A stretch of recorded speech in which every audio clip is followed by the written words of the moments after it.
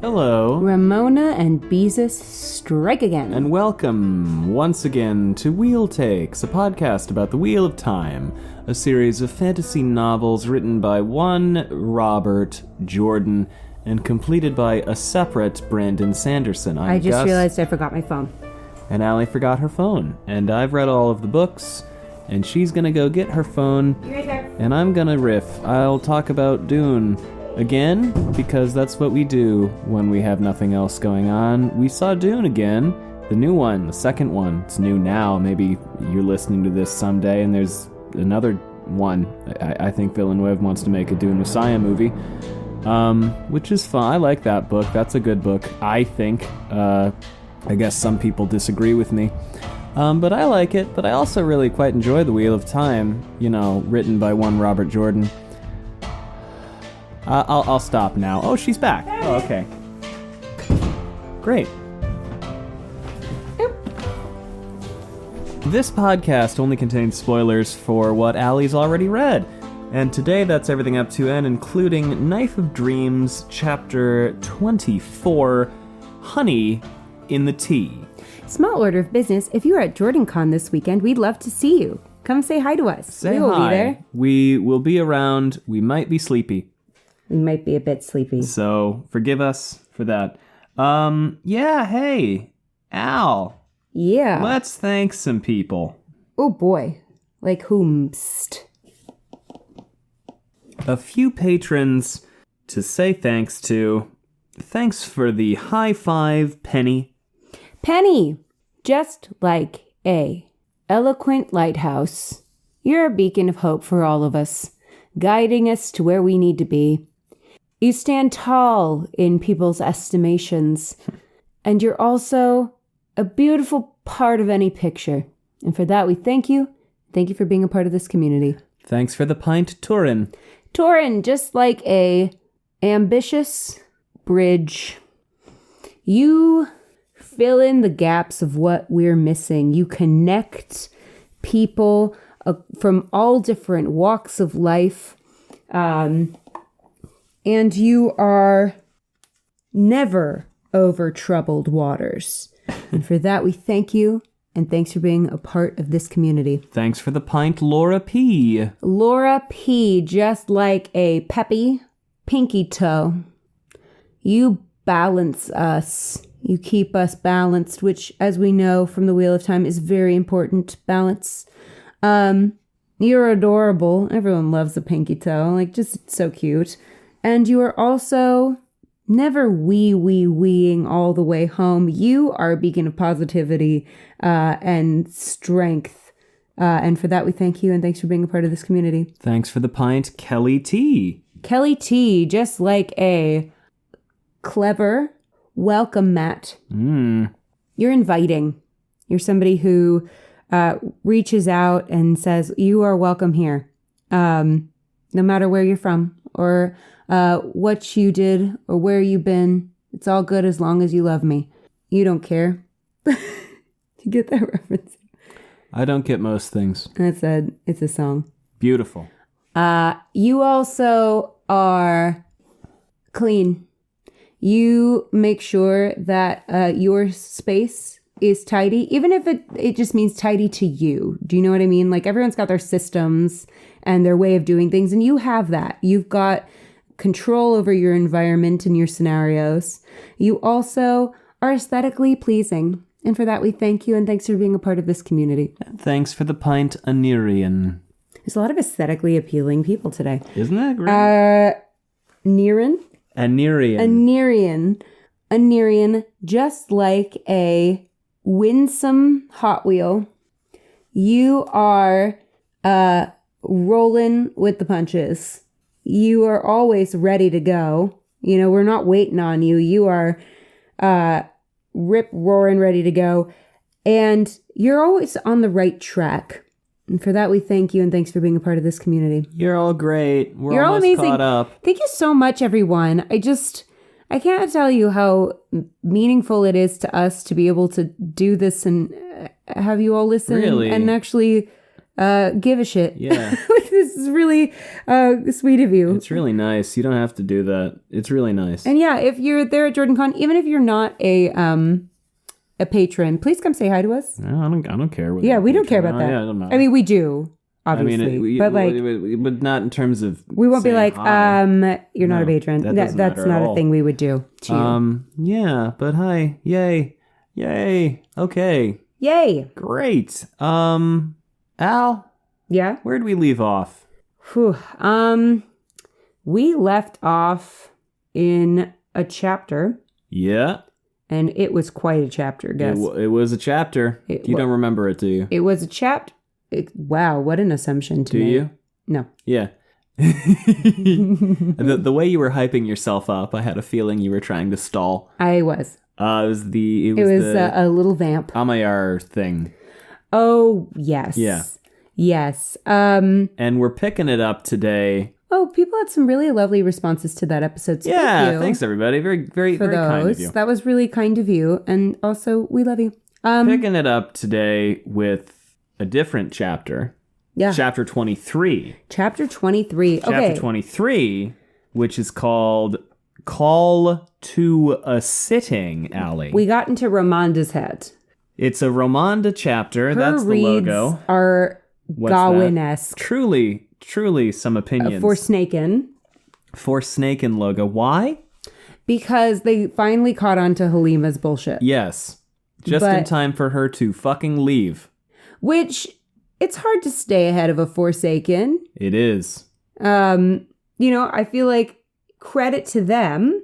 Oh, they figured it out. That was figured exciting. it out. And they didn't know, that she was the worst. And it's hard to...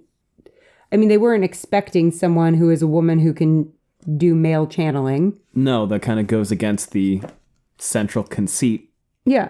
So, I mean, I understand considering not being the on the fact that lookout this goes against the central conceit. I don't blame them. It is a bummer that she has not been brought to justice for Eben's killing. She's skedaddled. Well, Eben and all of the maids, Cabriana by extension, Anaya. And the other one.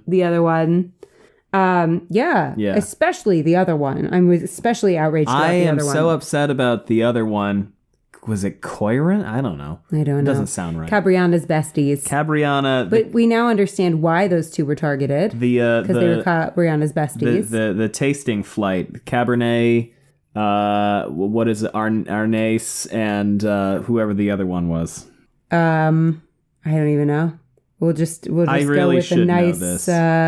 We'll just go with a nice. Why do all the wines have just escaped my brain? Chiron. So we'll go with Chardonnay. No. Well, because there's Cabernet for oh my God, Cabriana. Is there another C wine? There are many. I'm sure there are. But they're all escaping me. We're going to call her Riesling. No, we're not. No, we are now. Okay. But Bode's sighting. Bode's here. And they talked about how cute she is. She is and cute. Smart. She is and smart. A little mischievous. She is a little mischievous. Well, she's a coffin. She's a coffin. Bode Coffin. Dear sweet Bodwin. Bodwin Coffin. I'm glad that she was not captured in that whole kerfuffle. That worked out. That would have been a bummer. It already is a bummer because Egwene is captured. And Lyanna. Good Lord, please accept the older women. I'm screaming. She's like, I'm going to find a way out of that. And I'm like, why? Romanda is nothing if not entrenched. It's just tiresome. At least now we have some defining opinion of hers, which is, I hate change. Honestly relatable. It's true. But, change is good. Into change. Change is good. I know, it's just tiresome when there's change where you're like, why are you digging your heels in about this? This is the silliest of things to dig your heels in about. I get some of the other stuff, but this is dumb. Yeah. Objectively stupid. Especially because there is some precedent. Because they found out that novices have lied and stuff, and they've been like, whatever, we'll overlook it. They did? About their age, yeah. Oh, okay. She says that. Cool. Plus, they ignored Nynaeve's, and I know it's grandmother versus novice, and I get it. I get that it's it's weird to have novices that are older. But I'm like, normalize old people getting to learn things and be novices at something. Just because Romanda's pissed off about Sharina, get over it. Sharina seems great. Yeah, I think she's just mad that like Sharina is inspiring more respect than she is amongst the group. And maybe it's because she's not a kind of a bully, an ageist bully, asshole, I don't know. Whose only functionality so far has been to be a pain in Egwene's ass. Really, that is kind of her entire raison d'etre, is to be a problem. And listen. And not like a real problem either, an annoying problem. And that's something we can't forgive. Like, if you're going to be a problem, then be if you're going to be a competent. fictional problem. If you're going to be a fictional problem, then you better be competent and you better be evil. We can't stand annoying. That's what we've learned. Well, that's, the Gawain problem of it all, the Elida of it all. Although we love Elida. We do? We love reading. No, I guess not. We love to watch Elida fall on her face. There are people who love her. There are. I do know that. There are. I think that in another time and place, somewhere in the multiverse, I could love her too. I think that I just can't with how incompetent she is. She is very incompetent. And she is, to me, annoying. But you know what? I'm open to the idea that could change. We got 3 books left. I just want her to be more of a girl boss than she is. She's pretty much the epitome of a girl failure, I feel like. Well, I guess for me, it's like when someone overestimates their own abilities and importance, that annoys me. Yeah. There's something to be said for a little humility. But I guess, she's real, because there are certainly people like her. There are lots. Lots of them.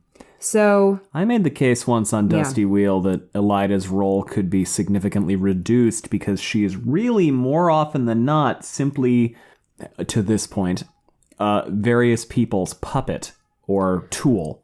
But then I think you could also, I don't really agree with that in the long term. Anyway. I think they will either reduce that role or really augment it, because I think there is an important perspective there about like what happens when you think you're playing one game and another game is actually being played. It's extraordinarily interesting. And, I've changed my mind since saying that, because that happens. I think that there's something to be said for that. I mean, because, there's that whole thematic thing that they're going for about like, what if you're wrong? Yeah. You know what I mean? Yeah. That I think they could augment with her. I could see it either way, but I do think they might have cast Shoria as Elida. That's the rumor. Which I would like to see more of that. Love that. Then there is a world in which I would very much love Elida. Every episode we need Elida. She's essential in every episode. Anyway, I'm loving this Egwene assessment from Romanda, Ramona, because she has this whole thing where she's like, you know what? Egwene is no one's puppet, and that's what we've learned. She's kind of the anti-Elida.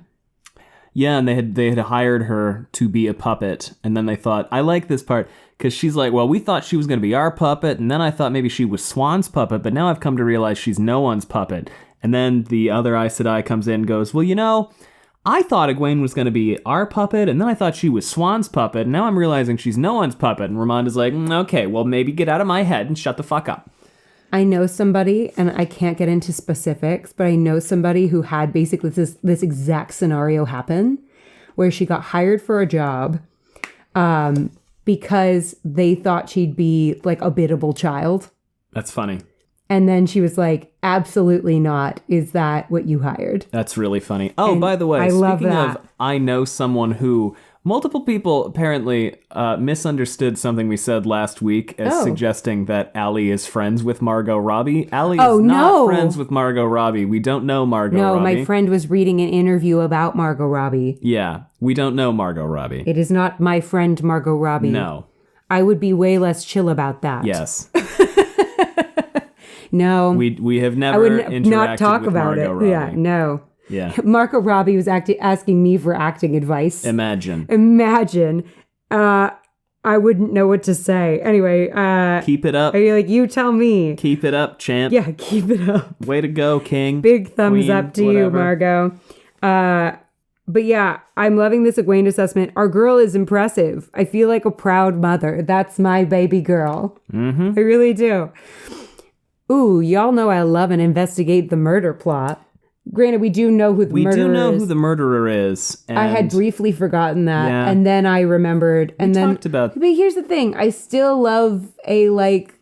Oh, yeah, listen, there's nothing wrong with a thriller. Yeah, that's what makes it a thriller it just instead of a mystery. Well, yes, but this just isn't.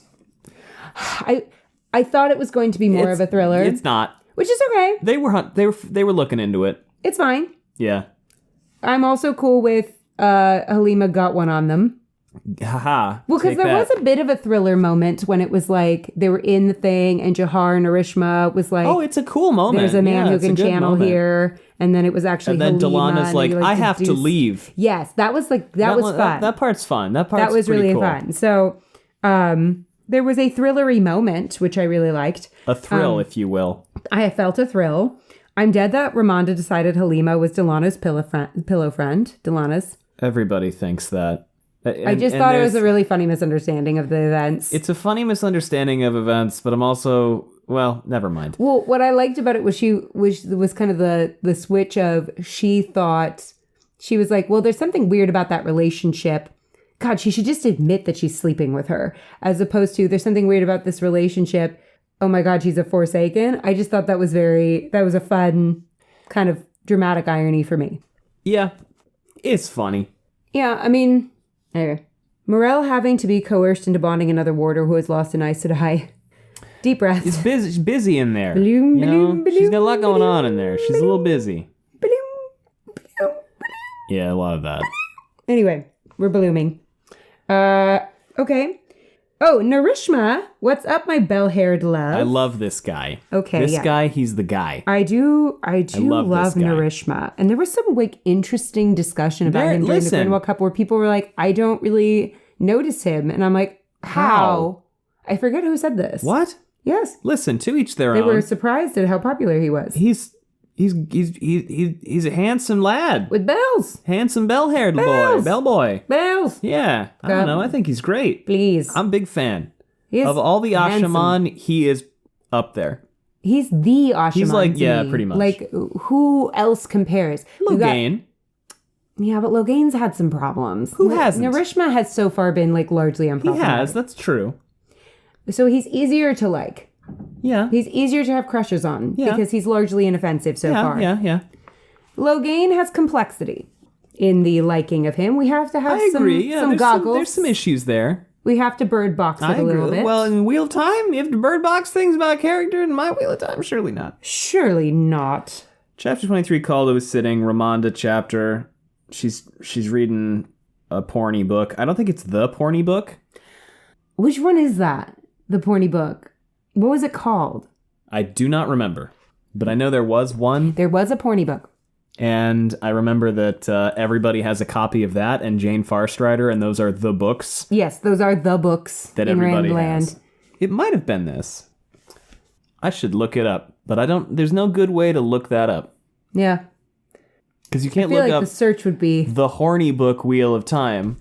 That won't fly. No, and or you the can't porny look up book. the dirty book Wheel of Time. No. That'll just take you to AO3. Someone will tell us. Yeah. I know Someone AO3 is knows. for more than that. One of you beautiful nerds Somebody knows. So I know it. She's reading a book. She's having a great time reading a book. Bodwin's there. There's not a ton I'm going to get into in the front half of this chapter, unless you want to. No, I think, it's an interesting look in Ramona's head. I know that's not her name. Romanda's head, but I don't think there's nothing we haven't already touched on. Super important, yeah. Like she hates that there are novices over the age of 18. But I feel like we've complained about that attitude. Yeah, we already before. we already got into that. I just think it's ageist and wrong. It and is. I'm just like, I think I said, imagine getting to live hundreds of years and being ageist. Like, she's just entrenched in like, oh, this is how it's done. I'm like, well, it doesn't have to be. I just kind of feel like that's we have to be flexible in the apocalypse. Lelaine doesn't want people investigating Anaya and Chiron's murders because she thinks they're Blue Aja business, and Romanda's like, shut That's the weird. fuck up, and anybody can investigate that. That makes me not like Lelaine And she's very like, much. why am I thinking of them? Something about Cabriana McCondies, I don't know. And then she moves on. Oh, so close. Everybody, this whole thing where they're kind of thinking about Egwene. We talked about this pretty thoroughly already, I think. It's funny to me that Halima killed those women. Yeah. Like, mask the fact that she didn't really know Cabriana McCondies. And then That specifically was what led to her undoing. Which I think you said, like, well, what's going to be more out of place? Murdering all the women who know Cabriana McCondies, or just shutting the fuck up? You didn't know her that well. Like, you didn't even need that much of a cover story. You could have just shown up and been like, hello.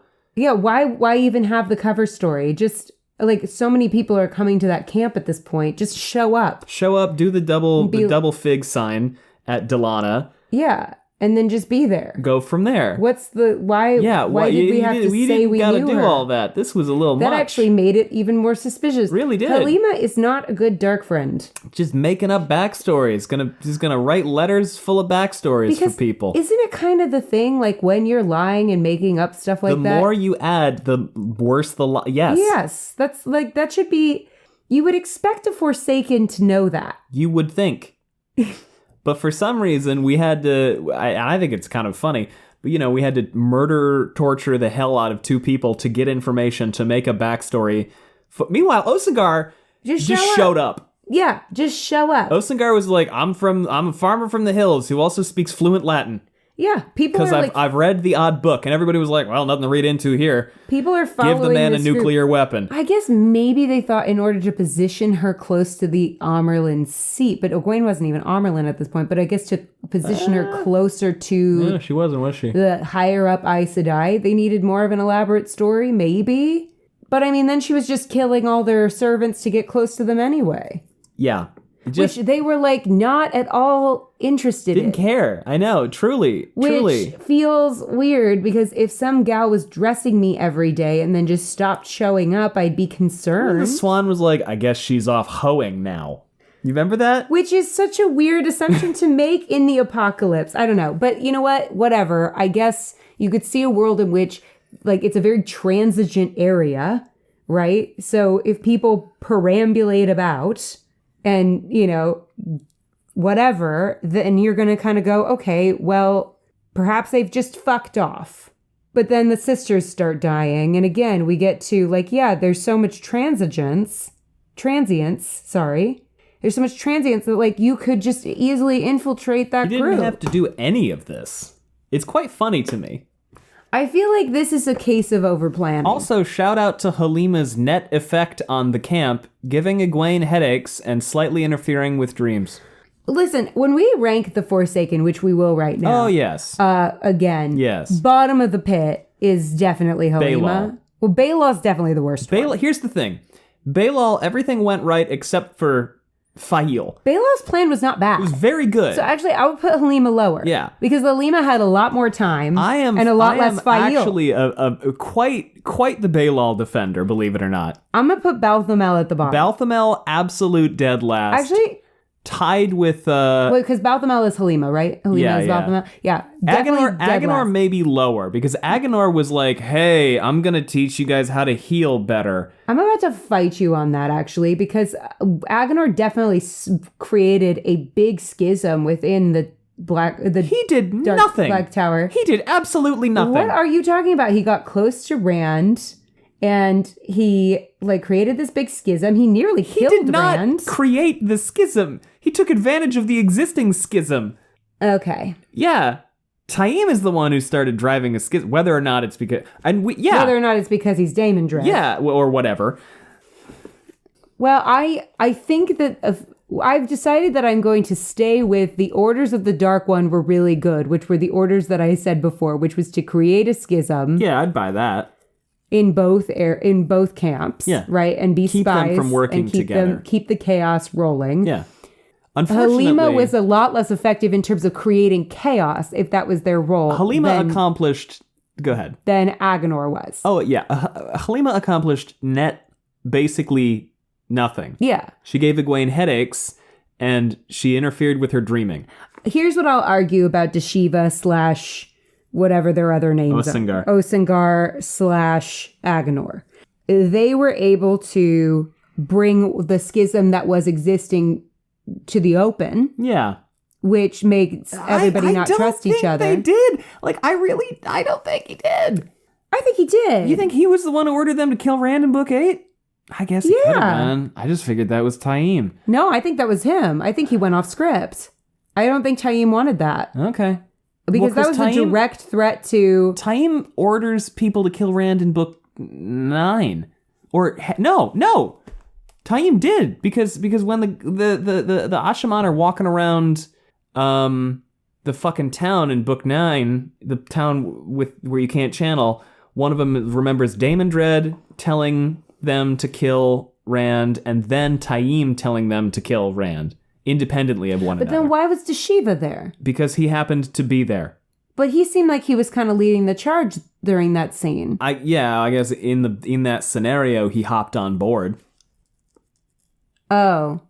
I guess in the book that happened, it felt more like Deshiva was directly leading that charge to me. Sure. And then, but then why would Daemon Dread and Taim be involved in that? Okay, anyway, regardless, Agenor Balthamel, bottom rung. Bottom fucking wrong. But I would put Balthamel below Agenor. I'll accept this. I would say Agenor was slightly more effective because he at least And we're got talking close. Post-breaking. We're not talking pre-breaking. No, but he at least got close-ish to killing Rand. Sure. Right? He took the shot. He had an opportunity. He got wasted by Elza Penfell. Whereas Halima has killed very few people of consequence. Halima has done nothing.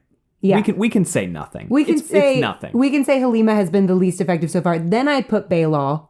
But not for lack of... Yeah. Asmodean got real close to killing Rand, too. They had that whole battle. They had a fight, but in terms of what he actually got done... Well, are we looking at it from the Dark One's perspective? He did Couladin. Couladin's his fault. So actually, he had a large impact. Yeah.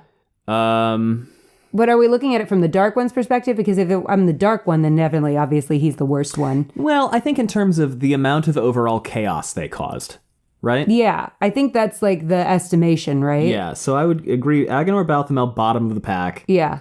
Asmo is responsible for Couladin. So I would put him higher. So he's higher. That's why I would put Baelal next. And then maybe Samael, then Asmodean. Samael mostly capitalized on other people's stuff. I guess Samael really fucked around with the Shido though. After and that they schismed out. That has caused quite a bit of a ramification. He peppered this Shido across the countryside. Yeah, that was shitty. And then he also did a lot of work on those Dark Hounds. He also killed, technically, Avienda and Matt. He did, and then they came back to... And then not his fault that they came back to life. That might have been Robin. It's unclear. I Robin, thought it was though, him. Weirdly, I would put Robin pretty low because all he did was destabilize Andor. Yeah, but that's had pretty lasting ramifications. Yeah, but not as lasting, I think, as the Shido or as anything going on with the Ashaman. There's definitely a middle pack of Robin, Baelal.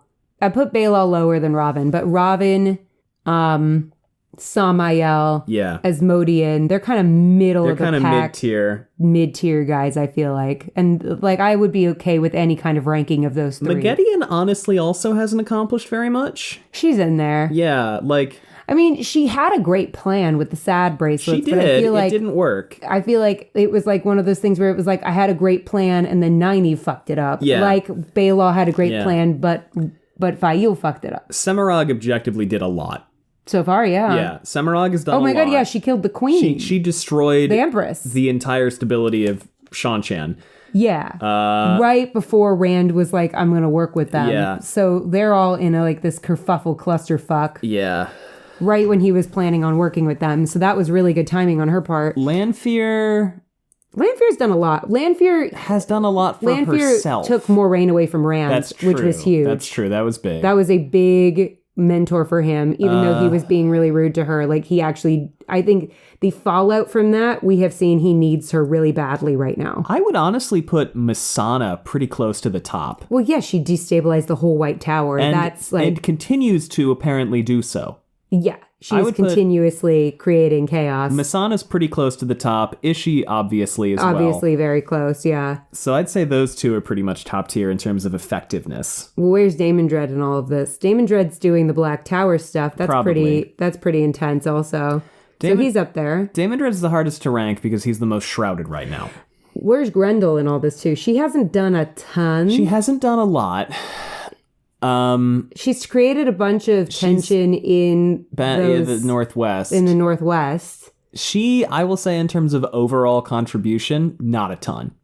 Yeah. However, I do think that she's, if we go back to Forsaken Survivor, she's playing the best game of Forsaken Survivor. With Forsaken Survivor, she's playing Masana. The best game. Yeah. She and Masana's interesting because if we're talking about it in terms of Survivor, really quick. As an aside, Masana's interesting to me because I feel like Masana has set herself up really well, but she's done some flashy moves. She has, right? But she's done all of them from behind Damon Dread. But who typically will get the stray bullet the second, is the lieutenant.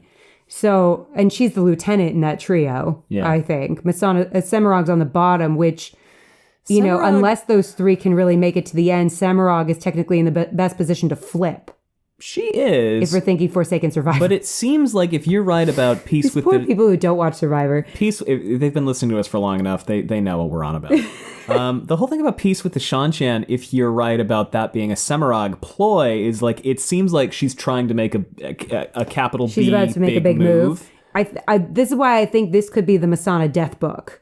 If we're doing like a big Forsaken... Masana or Semirog? Semirog, I'm so sorry. This could be the Semirog death book if that plan goes badly for her. Do you think it will? I mean, Rand's not going to die. And I don't think Min dies. I think Min goes with him. I think Min is the one who like kind of sets things in motion because she looks at Semirog and is like, no, Nanette. Bad. Yeah. Yeah, bad lady. And then that kind of creates a kind of dissolving effect on the whole scenario, and she attacks, and then we figure out that she's a Forsaken. But I don't know, I want to see more from Semirog, so I'm kind of hoping not. But I guess there's not that many books left. We're going to have to start killing Forsaken. Robert, and he thought this was the penultimate book. This was the penultimate book. This is why I think we could be seeing some Forsaken getting axed this book. Could do. Because otherwise we'll have to axe how many Forsaken next book? Well, you're implying they all have to die. Axed or cowed. Yeah. In some way. Sure. At least defeated. Sure. In a decisive manner. Sure. I know that Rand hates killing women, but like, I mean, Forsaken women do maybe need to get killed. I think, okay, who do I think is maybe being set up here? I could see a world in which Halima dies by the end of the book. Or is defeated in some way. Even after this great escape? I feel like she may go the way of Balthamel and have like kind of a random stray bullet happen. Could, yeah. Well, she is Balthamel, so you know. Yeah, I mean they're kind of they're literally two sides of the same sword or whatever, right? Yeah. Like, yeah, I could see a way in which she goes out in kind of a funny way or in like a ridiculous way. Yeah. Semirog, I feel like we could be set up for like a big old battle. I could see it with her. And versus Rand, which would be kind of sick. In which case, I think Rand has to kill her. Damon Dread, we still don't know where he is. We have no idea where he is. Because I think that could be a reveal by the end of the book. You thought most recently that he was in the Borderlands? Yeah, but I do think that Mazrim Taim is either him or his proxy. Well, you know Mazrim Taim's not him. Because he got... Right. Because I got in his head at one point, I think, right? No, because that Ashaman got separate orders from Taim. Oh, right. Yeah. Yeah.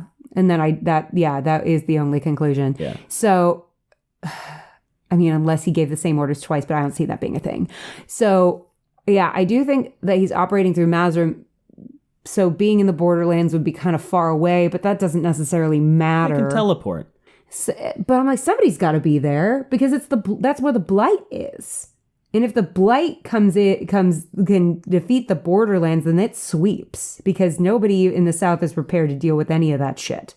Like, that would be one of the most effective things you could do is just make the blight, like, everything that's in the blight sweep south. Yeah, but that's like an end game, last move, Crimson Sky sort of thing to make a Shogun reference. Yeah, but isn't that, like, kind of what we're preparing for? It's the penultimate book.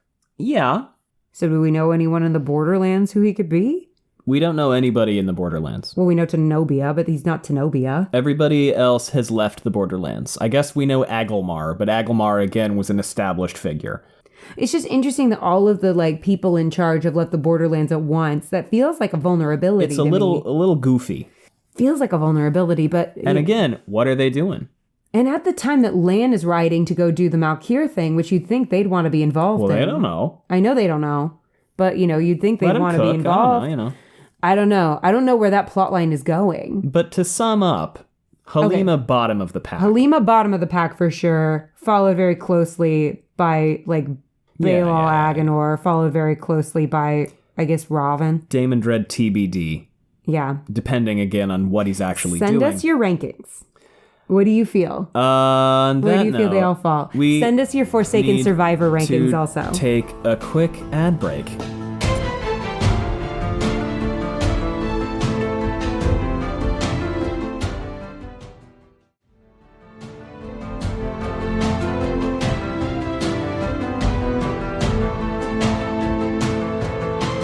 Welcome back. All right. Okay, yeah. So that's kind of everything I wanted. That's everything I kind of wanted to talk about in this chapter. There's a little stuff. She has meetings. She has more meetings. Tiana really likes Sharina. And then they go to a meeting that Lelaine has called, and they kind of like face off at each other for a minute. And then who comes in? Jahar Narishma, right? Before that, Maurice Heindel. I don't remember her. No, I had to look her name up. Maurice Heindel comes in. She's like, hey, what's up? I hate you guys, but, Cadsuane told me to come do this. She's real for that. So I guess, fuck you a little bit. I think it's really stupid that you two were fighting with the tower, and the rebels are like, well, I mean, it's kind of, Well, they don't really have much choice. It's kind of like a look in the mirror before you smack your opponent. I don't know. Right. Think about it. I'm not into Maurice now.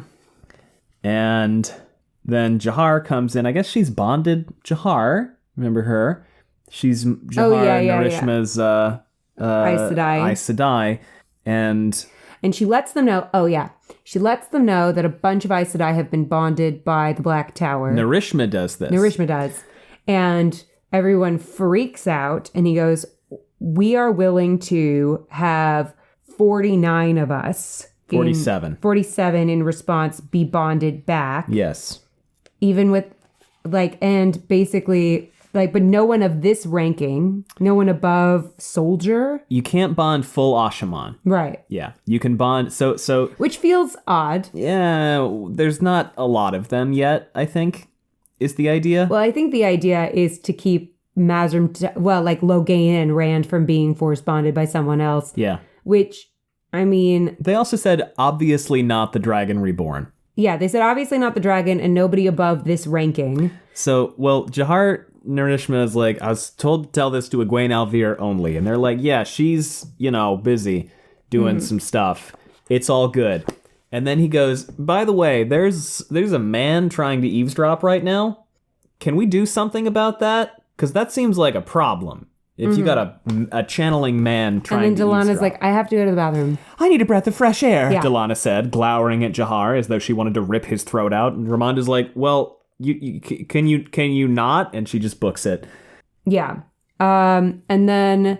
Yeah, but he says you can bond anyone else. Well, wait, there's more little bits and bobs. Oh, please give me the bits and bobs. This woman named Nacelle comes in, and they're like, hey, I figured out a way to tell if men are channeling, and she does some experiments on Narishma, and Narishma's like, what the fuck? Okay, so now they can do that. Weaves. That's pretty cool. Some of them can do that. That's good. Yeah, we kind of need that. Yeah, and then there's 2 pages of this, and there's some power play shit between Maurice and Nacelle and Narishma and whatever. And then so to your point, sorry, please continue. So then, okay. I just wanted to make sure. So he says you can bond like 47 of them, yes, which is a lot. But I guess that's how many they have bonded of 51. The Aes Sedai. So they're like, he goes, okay, you can bond a few less than we have. Because there are already 4 men bonded. Right. Okay. Including Eben. Well, that doesn't count. He's dead. Eben died, so they lost him anyway. That doesn't count. He's dead. So listen. This is Narishma shady business is understandably very passionate about Sweet Eben. Listen, everyone is passionate about Sweet Eben. He died for you. Because he could have channeled Saidin if he hadn't been in a circle with an Aes Sedai, but he couldn't channel because he was in a circle.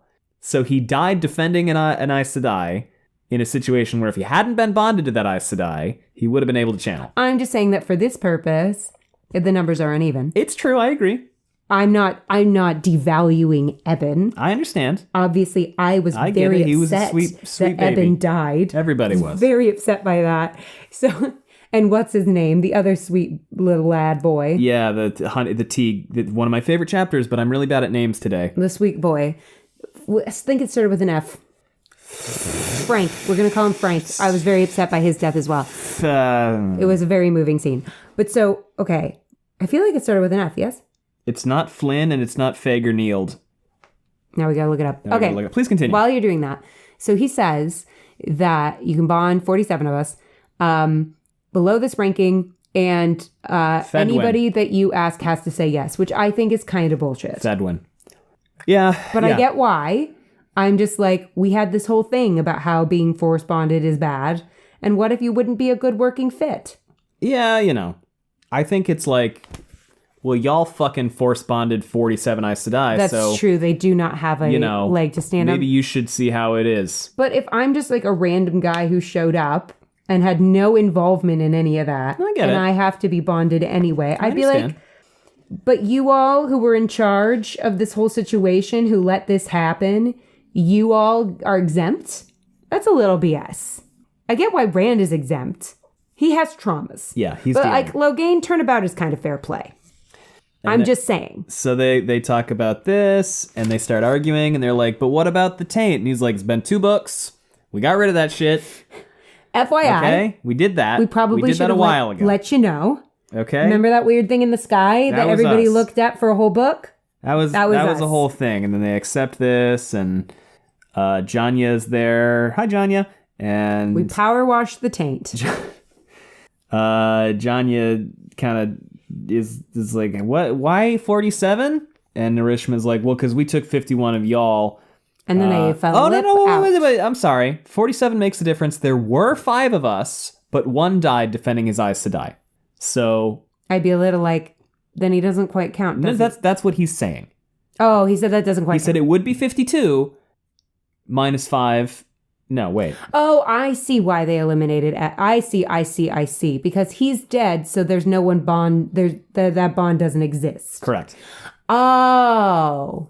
I thought it was like retribution. No. He's saying there are 51 I see. 51 Aes Sedai are currently bonded. Mm-hmm. There were 5 Ashaman bonded. Mm-hmm. So 51 minus 5 is 46. But now it's 4. Eben died. So now there's only 4. So you get 50. So you get an additional 1. So you get 1 to make up for Eben. I see. Yeah. I did not see that. Yeah. Okay. I also misspoke. It's fine. So put the keyboards away. So, you can hear them typing. Narishma goes on a very understandable rant. Not even a rant, really passionate defense of Eben.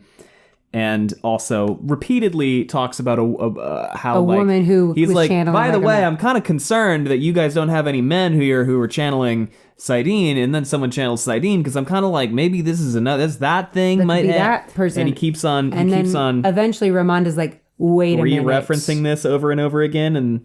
And Romanda connects the dots. She does eventually. But it takes a sec, and by the time she connects the dots, after a while, she goes, "Oh my God! Wait a minute! We have to go arrest Delana," because I just remembered why I remember Cabriana Macandes. Why does she remember Cabriana Macandes? because Cabriana Macandes is dead? I think it's because Halima was always like, I was such good friends with Cabriana. We go way back. Yeah. I know everything there is to know about Cabriana. Ask me. Quiz me. Sorry, when I start the Halima voice, I can't stop. Pay no attention to the fact that her friends Don't are worry all about dead. the murders. It's really, I mean, honestly, the tragedy of Halima fucking off is that we don't get to do that voice more. I know. It's a great voice. You know what? Okay, here's the thing. There's the ranking of like how effective they are, and then there's the ranking of How them much in fun our they hearts. are to voice. Bailal Yeah. number 1. Well, Samael number 1. Bailal number 2. Halima number 3. Yeah. Samael's the funniest for sure, but Halima is definitely up there with funny. Halima's up there. Samael is pure comic relief. And that would Yeah. make him so angry. And Asmodean's up there too. Asmodean's Asmodean up is really there. funny. Yeah.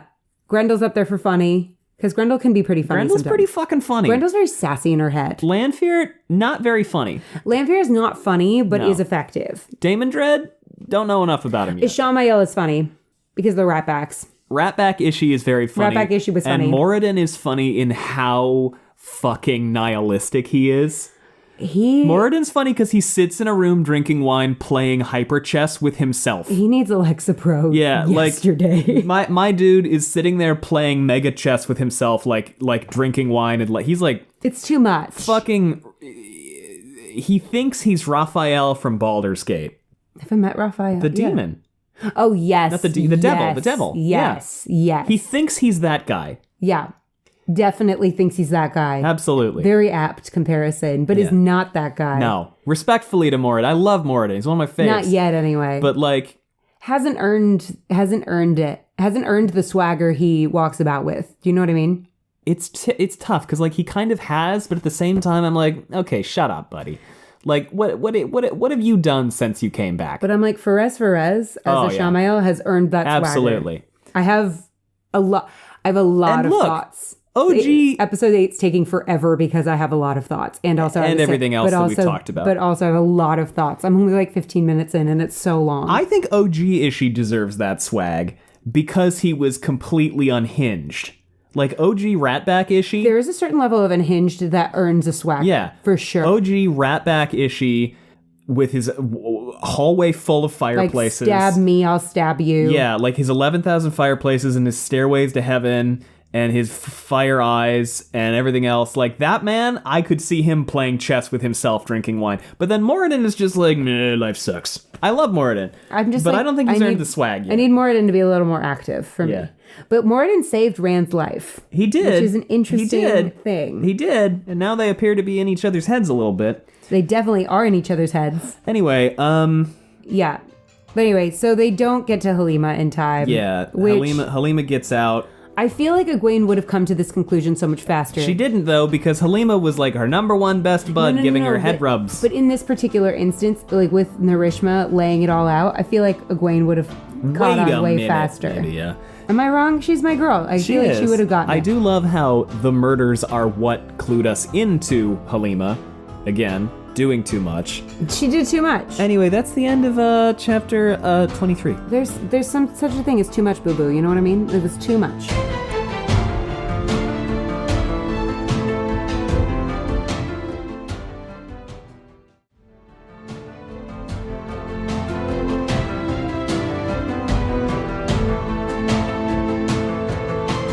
Chapter 24, Allie, is called Honey in the Tea. That's the logo. Okay, I liked this chapter. Many do. All right, and I have like a dissertation. Many do. Okay.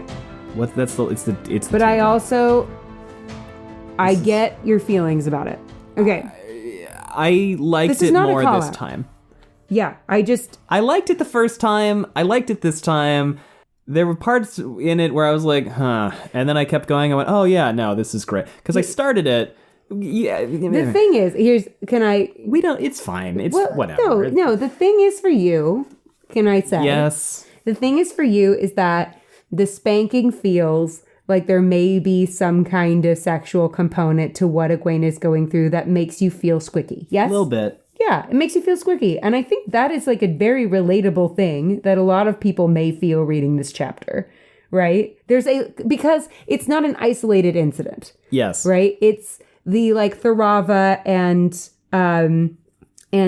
Galena thing. It's the, you know, the Fael thing. Kind of probably Delana and Halima too. There's kind of a lot of this like degradation of women, especially via spanking. I mean, Matt spanking that Aes Sedai. Perrin is spanked Fael. Yeah. Like there's like, for some reason, it feels like a way of like putting women in their place. Yeah.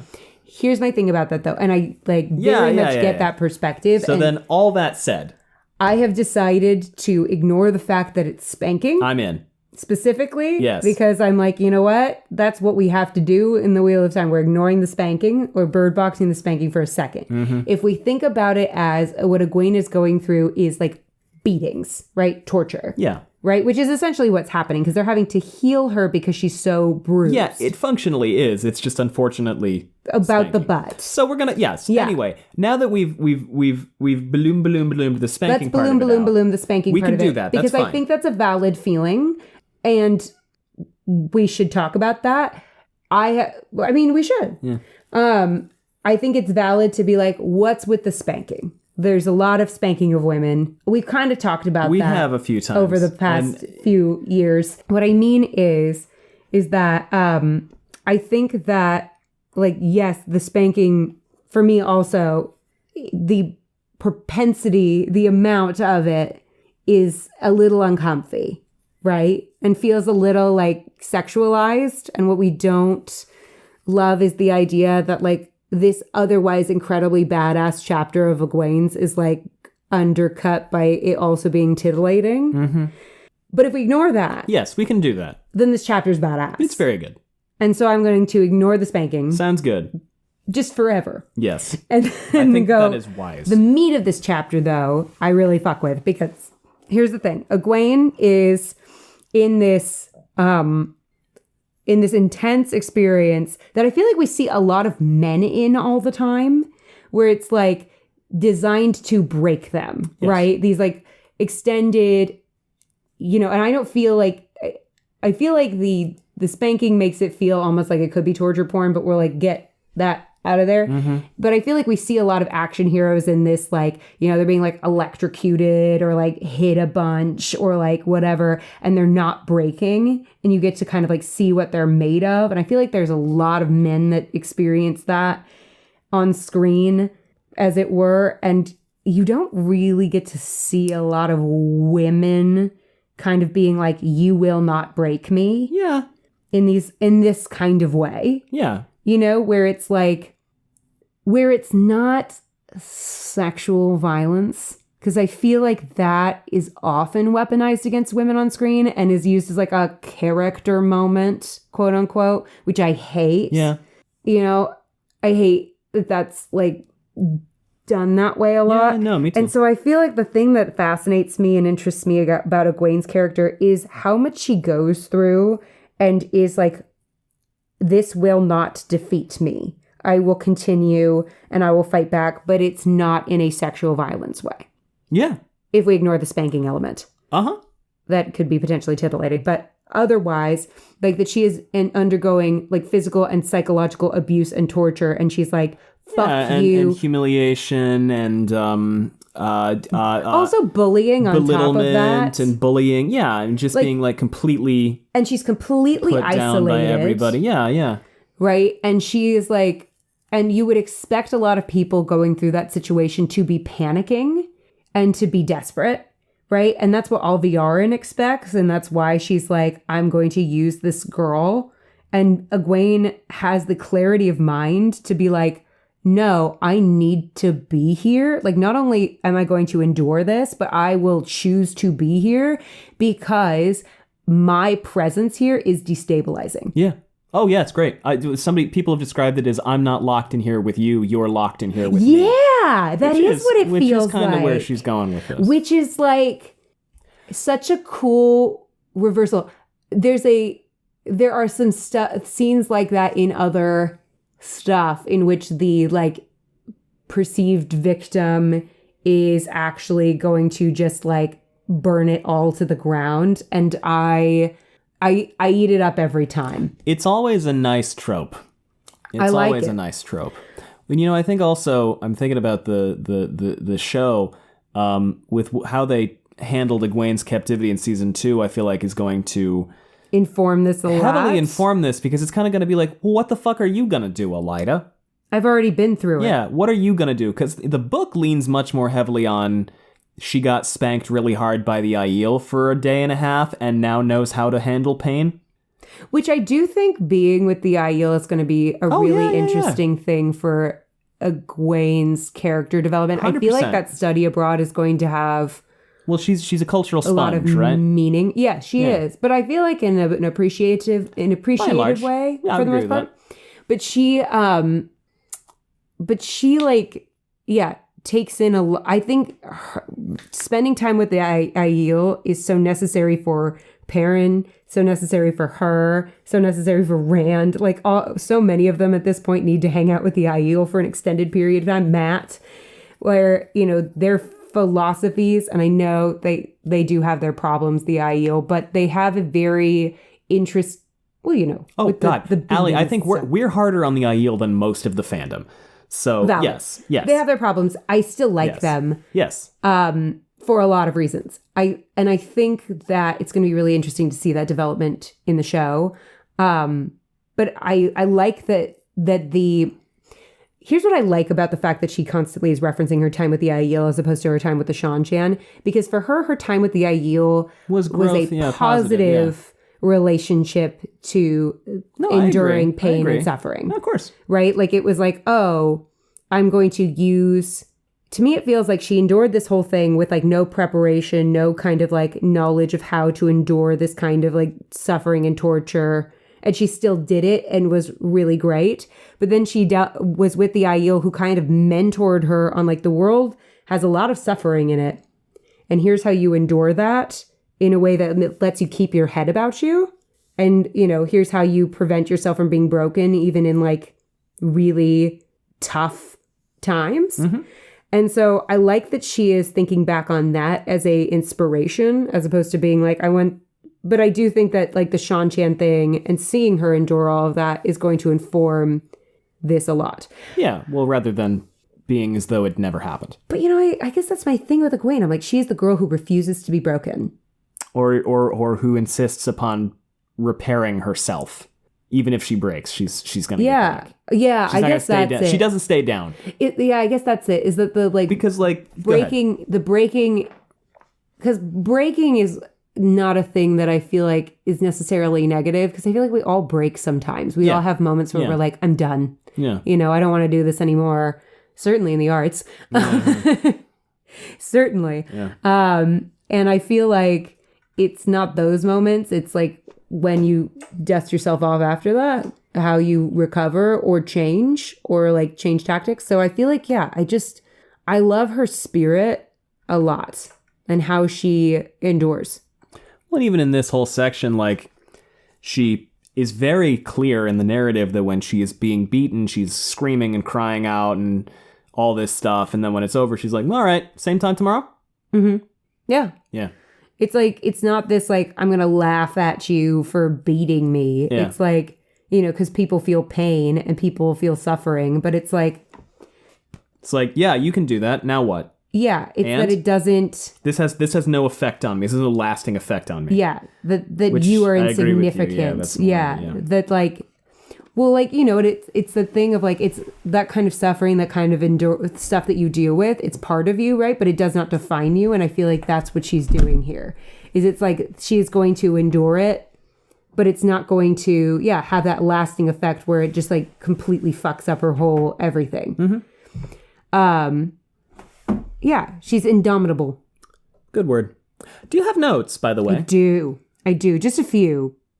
Okay, but I'm really digging Egwene in this chapter. I just wish it wasn't spanking. Why the fuck am I like, I wish they were torturing her instead? You know what I mean? I'm so about her shoving it all in their stupid faces. It's pretty good. And then I said, Lyanna, love of my life, runner-up of the Grinwell Cup 2024. The legend. But I just feel like, I feel like she and Rand are such interesting foils for each other here, because Rand endures similar difficulties, but kind of what I like about Rand's plot line with it is that like he does have this like mental undoing and then repairs himself, right? During that whole box experience. I think he's repaired himself. Okay. I think he's got some pretty severe unaddressed trauma. Here's the thing that I like. I kind of like that we're seeing a man who's experienced trauma who is not coping. Mm-hmm. Because I don't feel like we see that a lot. And I like that we are seeing a woman who is enduring trauma who is indomitable. Because I feel like we don't see that a lot. Does that make sense? I agree with you. I do think that there is a certain disparity between the box and this. In terms of? I think being locked in a chest. By yourself. That is significantly too small for you.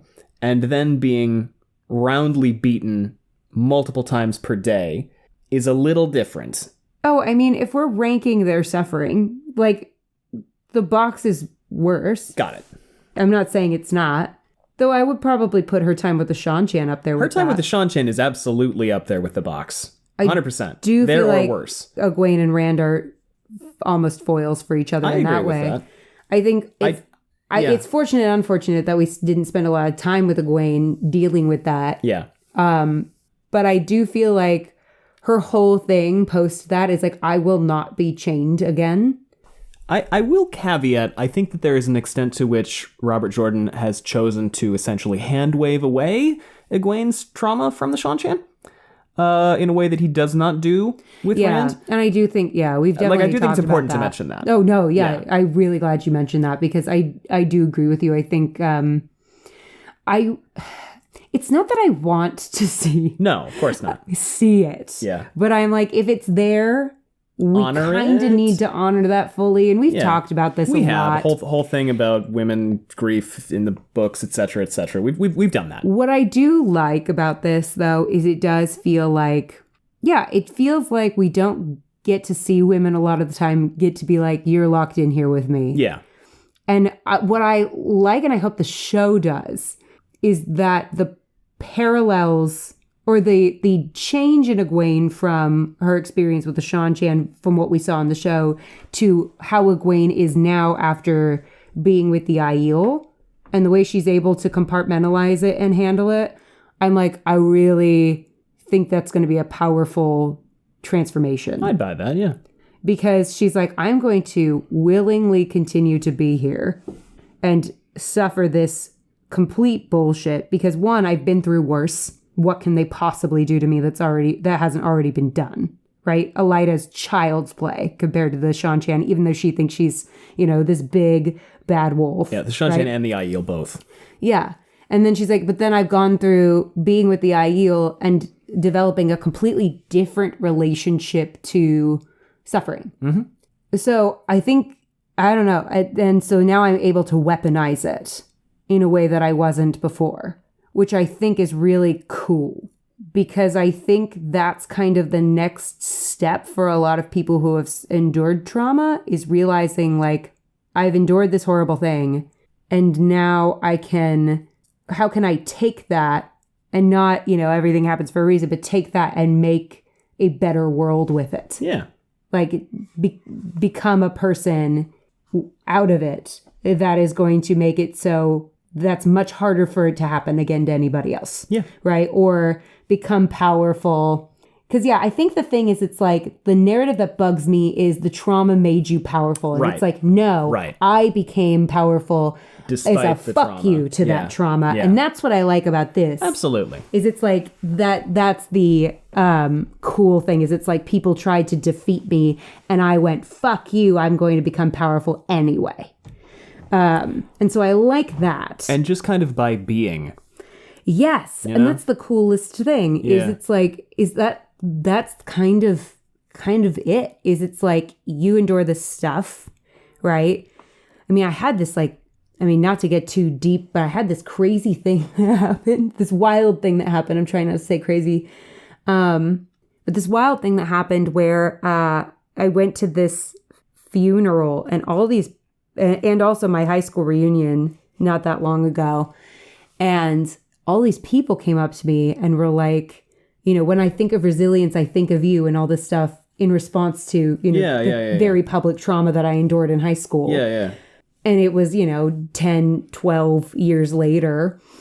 And 12 to 15 years later. And I was kind of like, whoa. Because at the time I thought that no one cared and it didn't matter. And then I had this weird full circle moment where it was like, oh, me just being and thriving and time passing had people reflecting on it and then like owning it and maybe being changed by it also, which was pretty fucking cool and was just me continuing to exist and reaching for better. Yeah. Right? Which is like kind of the point. So I guess that's why I'm so jazzed about this. Listen, it's a good chapter. I don't think that necessarily Robert Jordan was intending for me to read all of that into this.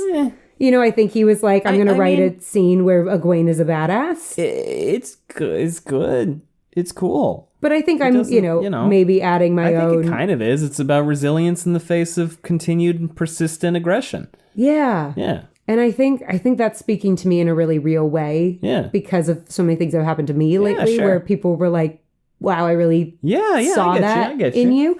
But yeah, I guess for me too, it's like, yeah, that she's like, I'm going to make the choice to endure this in front of people and let them, like, I'm going to do very little. I'm just going to make suggestions. Yeah.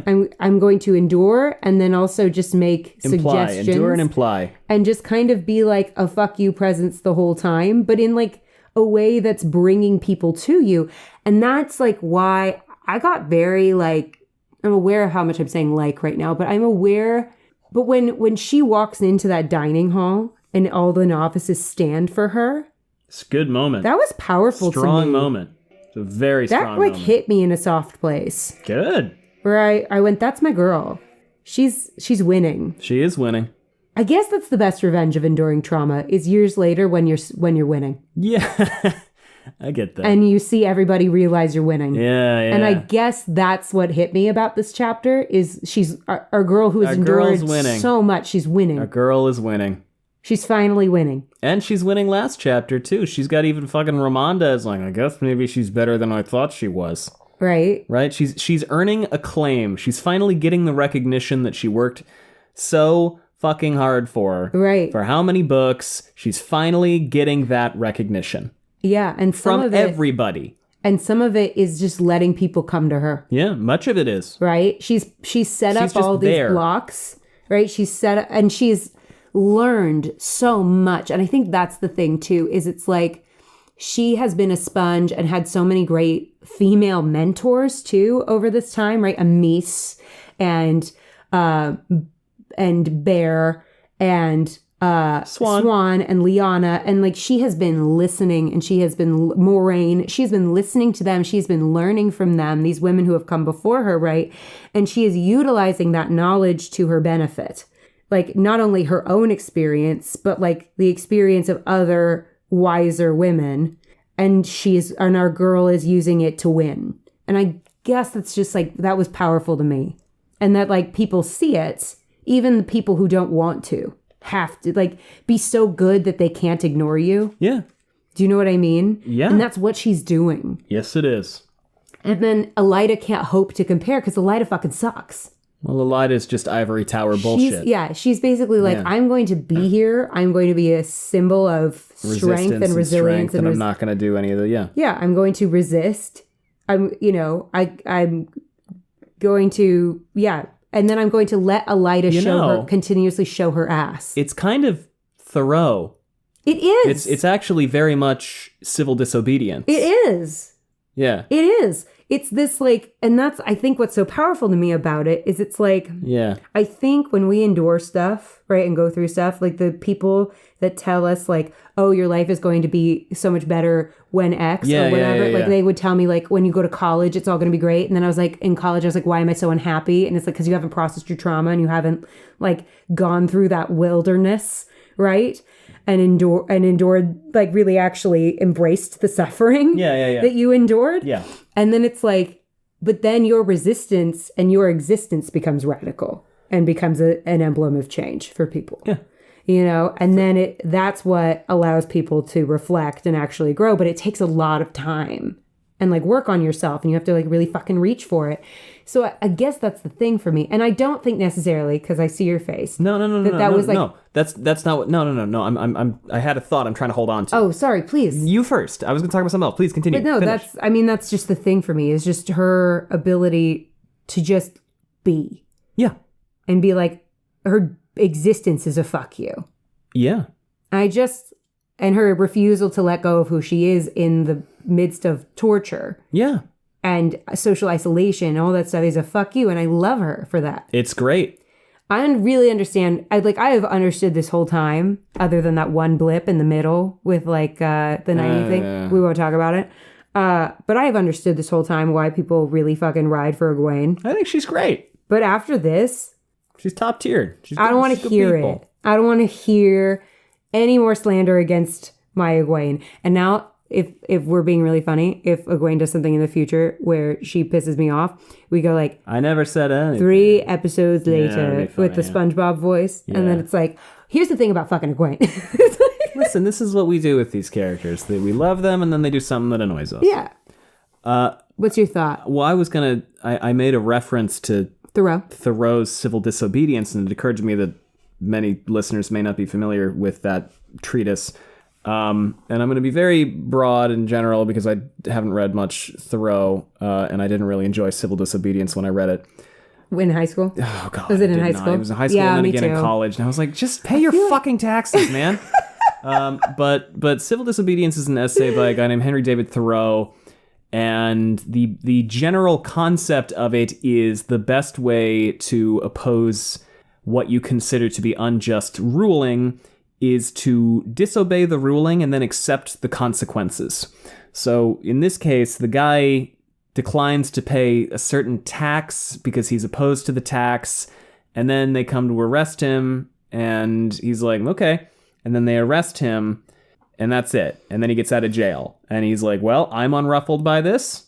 Yeah. I didn't obey the rule, and I persisted, and I existed. And it's kind of, it's very similar in a lot of ways, on a much smaller scale, to what Egwene does, where she goes, this is bullshit. I'm going to abide by the punishments that are meted out under the law as a way to show that this law itself is unjust. Well, it's kind of the tenets of nonviolent protest, right? And I mean, which has been implemented by so many incredible leaders over the years, right? Is that, there's only, you can't fight fire with fire necessarily, right? Doesn't always Sometimes work. It's the civil disobedience. Well, it's also... I mean, and it's more complicated than that, obviously. But, that civil disobedience is a really powerful tool. Yeah, under the right conditions.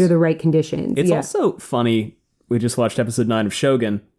Not dissimilar to episode 9 of Shogun. I'm not going to get into the more specific details, but I actually think that this chapter and episode 9 of Shogun are not that unlike one another. And I just think it's badass because I don't feel like we get to see a lot of women in this position as the victim of suffering.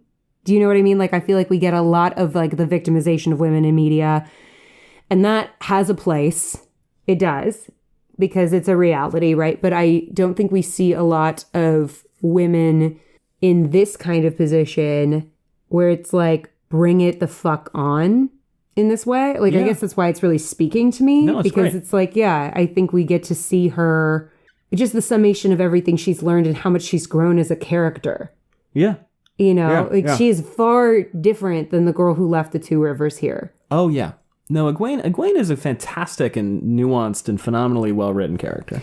And that's why, I don't know, the reduction of her down to just like, well, she's ambitious. Well, first of all, ambition in women, there's no problem with that. No. Absolutely not. No. I mean, certainly there can be ambitions to do terrible things, and in which case that requires some examination. But I think her ambition is very much well-intentioned. But I think here we get to see the summation of all that work, and all of that work, not just like for her own benefit, but like on herself as a person. Do you know what I mean? Yeah. Like, I mean, it's not just because for me too, like her ambition and aspiration is about herself as a whole person, her desire to understand whole cultures, and become a more well-rounded person. Yeah. I mean, that's why she seeks out these incredible female mentors. Listen, I think Egwene's great. Egwene's awesome. Yeah, Egwene's great. Egwene's fucking awesome. And here, this is where she's like shined the hardest for me. And on that note, we need to take an ad break.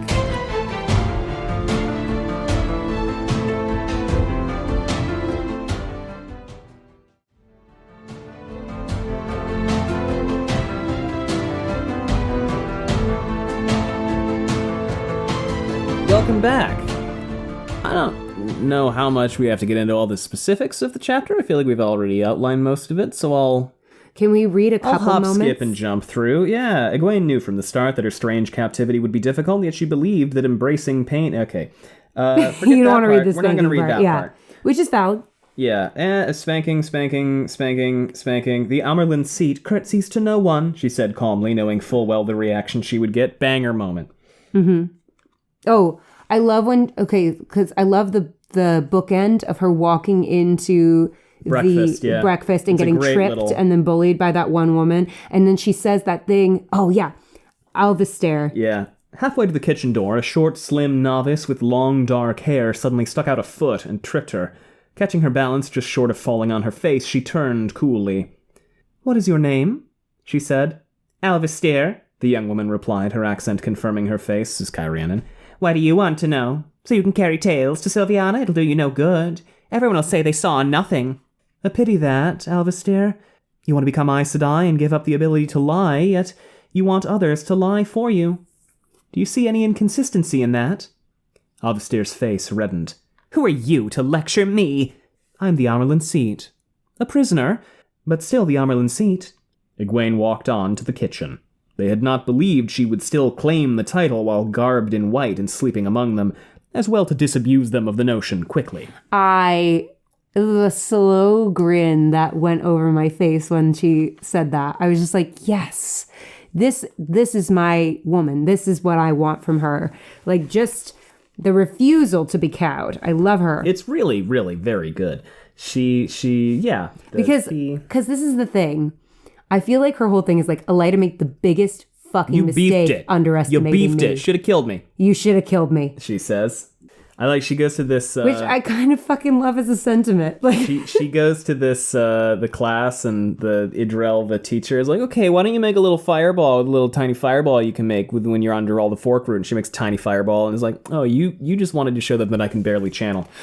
Can I say one more thing? Yes. Because I've been sick and in some pain and stuff, I've been reading Radical Acceptance. Oh, yeah. Right? Yeah. I feel like this is also that principle of just like, you know, the suffering comes and it's like, you know, you embrace it and you like meet it where it is rather than like let it take over and spiral within it. You just kind of like let it come rather than resist it.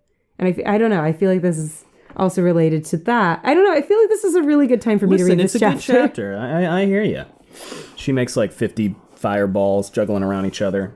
And all of the Aes Sedai just end up falling back on hitting her, which is like, well, you've lost.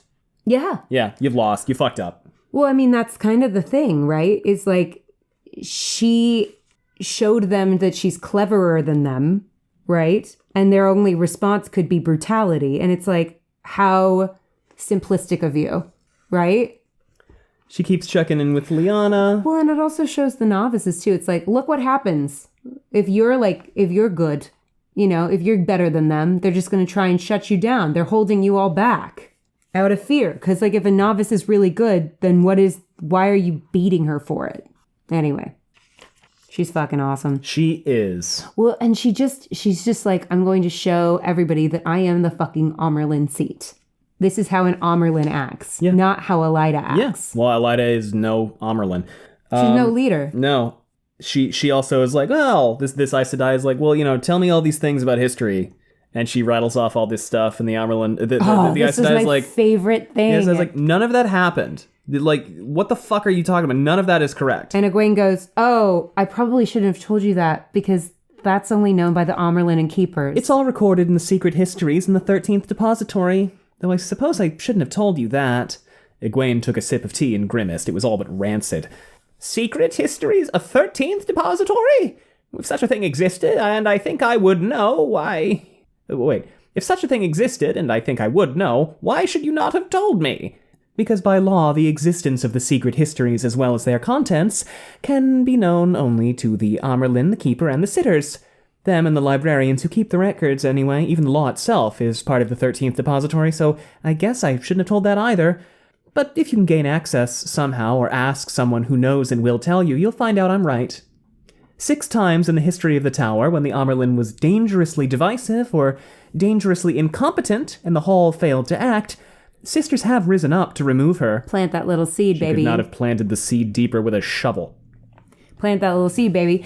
Yeah, I love this because it's like, one, it's going, if I weren't the Amerlin, I wouldn't know this. Mm-hmm. 1. 2, you know, since I'm not the Amerlin, I guess I can just tell you this because I'm not bound to any secrets. No, she doesn't say that. Well, no, because she's like, oh, but then I guess maybe I shouldn't have told you if I am the Amerlin.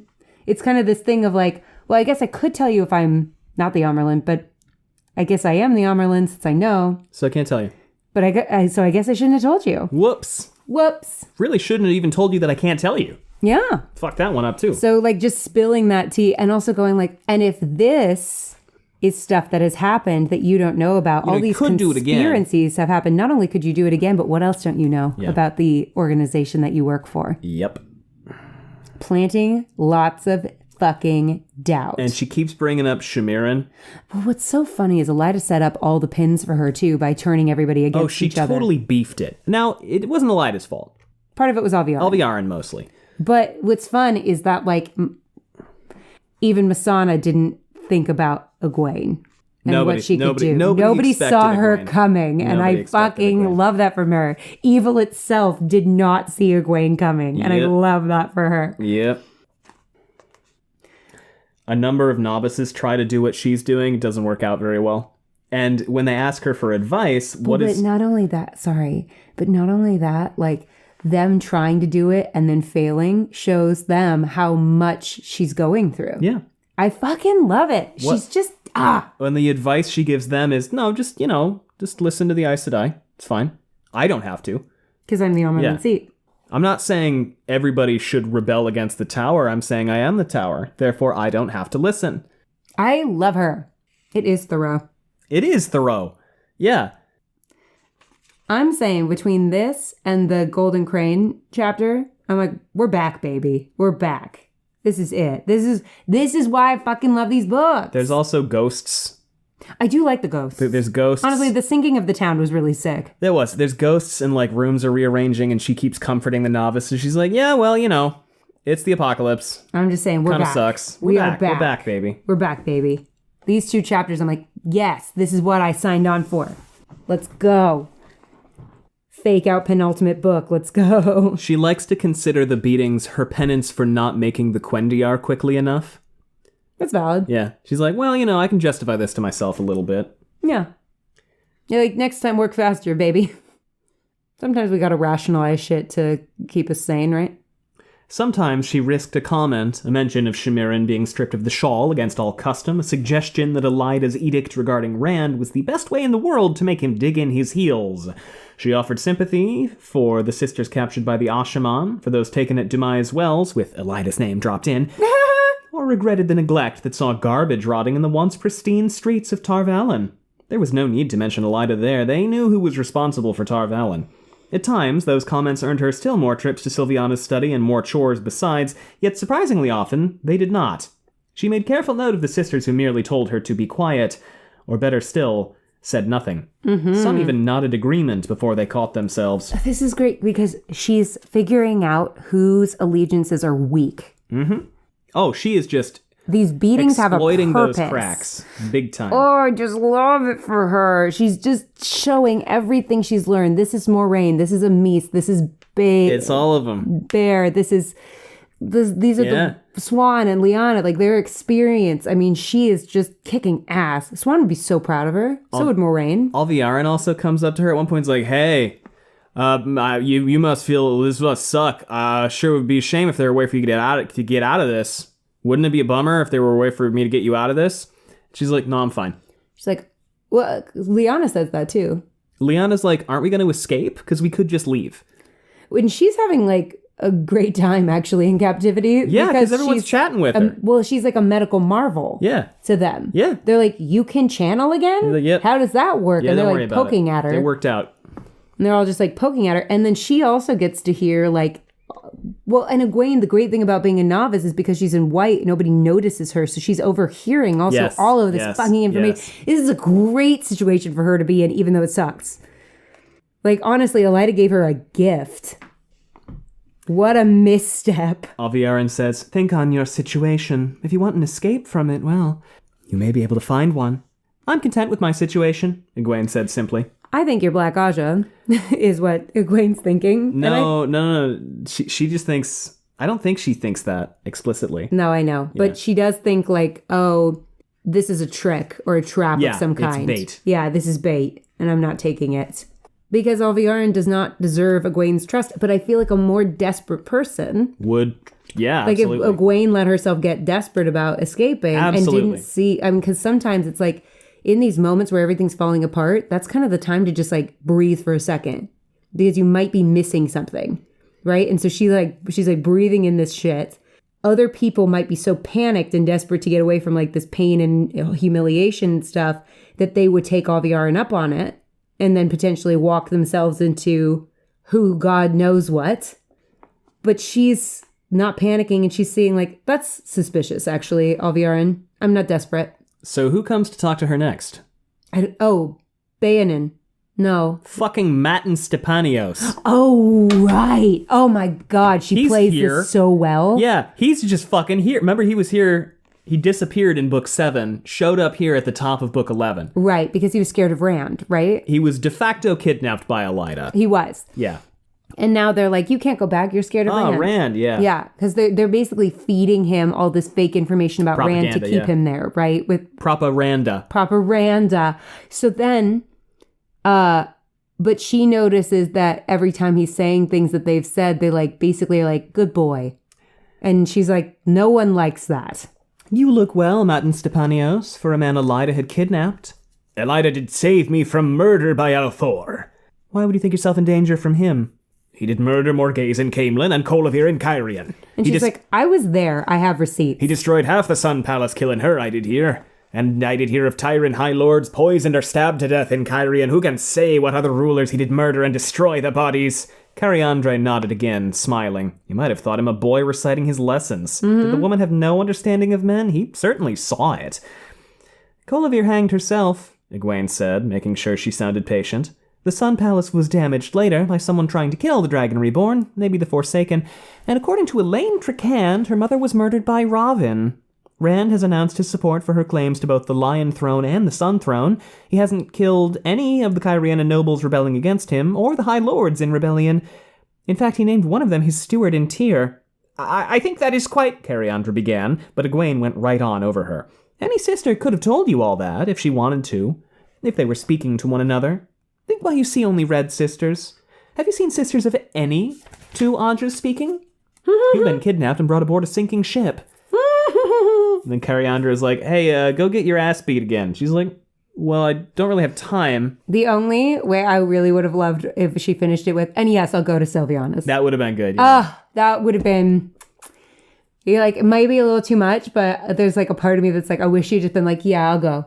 Then Bayanin shows up. And she's like, oh, hello, you fucking traitor. Yeah. How's it going, you traitor? And then she turns Bayanin back against Elida. Yeah. It's so good. It's so good because Elida sucks so bad.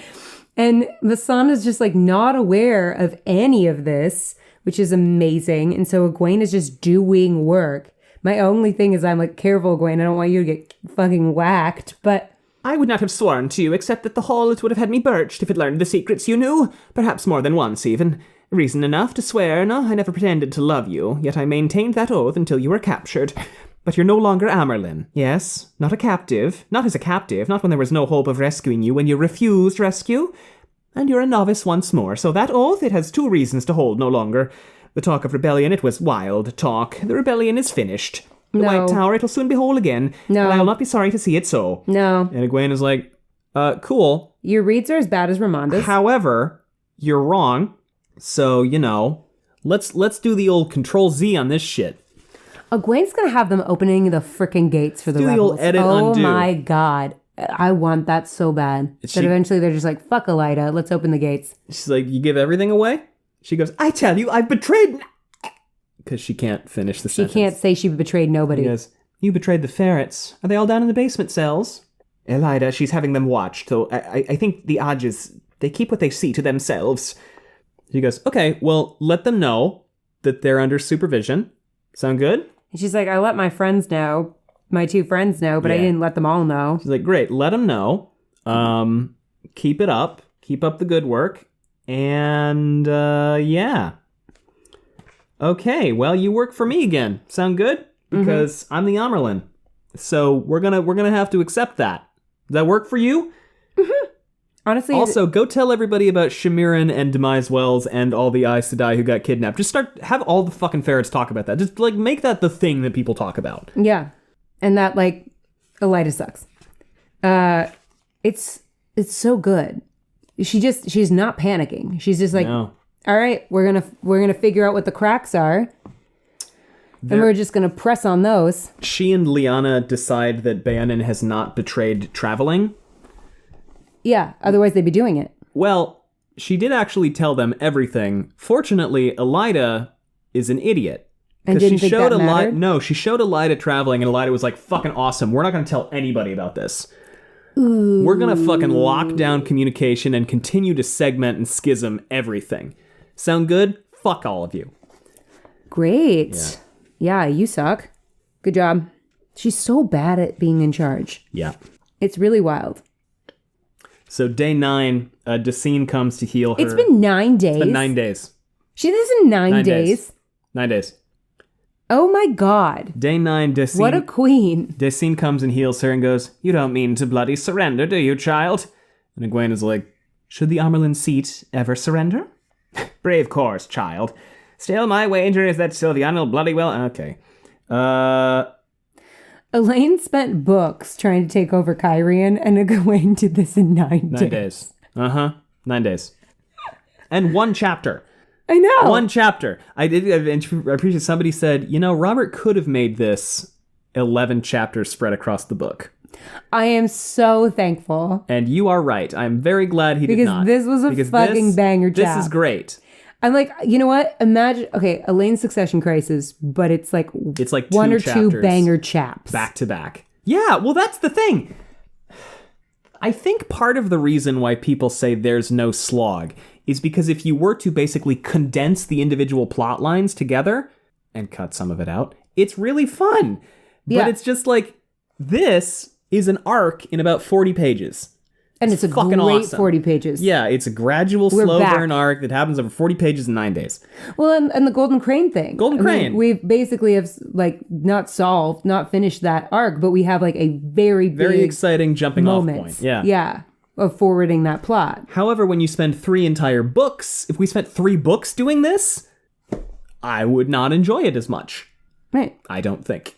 I'm just saying. Right? I feel like the Succession Crisis gets a little bit of disrespect, right? And I don't feel like necessarily, like, some people don't like it. I like a lot about it. I like a lot about it too. I think that if we had, like, condensed that down to a couple banger chaps, like its best moments, like Colivir hanging herself, like, a couple, just like some of the big betrayals, the big siege, all that stuff down to a couple banger chaps. I feel like, I'm amazing. 10 out of 10.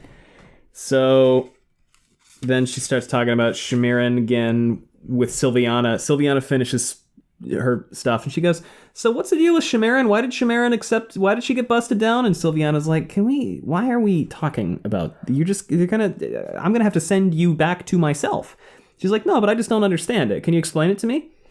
She goes, no provision, child, but no prohibition either. A loophole that, well, won't go into that. You'll only find a way to get yourself another strapping with it. The problem was that Shamiran accepted it. Other sisters told her to ignore the edict, but once she realized pleading wouldn't change the Amerlin's mind, she moved into the accepted's quarters. And Egwene is like, well, then why did she leave? Others tried to force her to see sense. They sent her to me nearly as often as you are sent. I treated her visits as private penances, but she lacked She stopped abruptly. Fortitude. Well, now you actually have me chatting. Not prohibited, certainly, yet hardly proper in these circumstances. Go on to breakfast. I'll mark you down for midday again, since I know you have no intention of curtsying. And here's the thing. That's the thing. She's not accepting that she's a novice. Yeah. Good for her. When Egwene entered the novices' dining hall, the first novice to see her stood, and suddenly there was a loud scraping of benches on the colorful floor tiles as the others rose too. They stood there at their benches in silence as Egwene walked down the center aisle toward the kitchen. Suddenly Ashlyn, a plump, pretty girl from Altara, darted into the kitchen. Before Egwene reached the kitchen door, Ashlyn was back with a tray in her hands that held the usual thick cup of steaming tea and plate of bread, olives, and cheese. Egwene reached for the tray, but the olive-skinned girl hurried to the nearest table and set it down in front of an empty bench, offering a suggestion of a curtsy as she backed away. Lucky for her, neither of Egwene's escorts this morning had chosen that moment to peer into the dining hall. Lucky for all those novices on their feet. A cushion rested on the bench in front of Egwene's tray, a tattered thing that was more patches and different colors than original material, but still a cushion. Egwene picked it up and set it on the end of the table before sitting down. Welcoming the pain was easy. She basked in the... A soft susurration gusted through the room, a collective sigh. Only when she popped an olive into her mouth did the novices sit. I'm just so proud of her. She washed the taste away with a sip of tea. There was honey in the tea. Novices got honey only on special occasions. She tried not to smile as she cleaned her plate, and clean it she did, even picking up crumbs of bread and cheese with a dampened finger. Not smiling was difficult, though. First a scene, a sitter, then Sylviana's resignation, now this. The two sisters were far more important than the novices or the honey, but they all indicated the same thing. She was winning her war. And that's the end of chapter 24. I'm so proud of her. Fuck yeah. This is going to be a really good scene in the show, I think. Oh, I agree with that. Oh, I got a little teary. It's really good. It's really good. Very good when you just snip out the spanking and change it to something else. That's why I was suggested that. I was like, let's just we'll address it and then we'll just throw it away. Nip it in the butt. We'll throw it away. In the butt? Yeah, that was deliberate. We'll throw it away. It's real good, man. Because, yeah, if you look at just what she's doing in this chapter and how she's reacting to everything that she's enduring, I mean, she's just fucking awesome. She's killing it. You're crying. I am. Beautiful. I am. I'm so proud of her. She's come a long way. And she's really, I don't know, she's showing, that what resilience means. Yeah. And that it works. Yeah. They just, Well, hey. She just got it in a much more expedited way than some of us do. Thanks for listening, everyone. There will be no episode until next Friday at least. What is that? The 26th? Because Jordan Con's this weekend. We're going to be at Jordan Con, and that's going to be a lot of fun, but also a lot. It's going to be a lot. We're going to be realistic about what we can do during that time. Next episode should be coming out next weekend. We're going to try to get back on Friday release schedules, but as we've mentioned before, we've got a lot of shit happening. A lot of shit going on. In the personal life way, so... We really appreciate your patience. We're working on it. And we're working on episode 8. Thanks for listening, everyone. We have social media if you want to know what we've got going on. We also have a Patreon if you want to support us that way. It's patreon.com/wheeltakes. And you can always leave us a rating and a review, which helps a lot. And there's merch, by the way. We have t-shirts and stuff. I should mention that more often. Check it out. Yeah. We have t-shirts and stuff. We do. Other than that, anything else, Allie? I'm just so proud of her. Thanks for listening, everyone. Bye. Bye.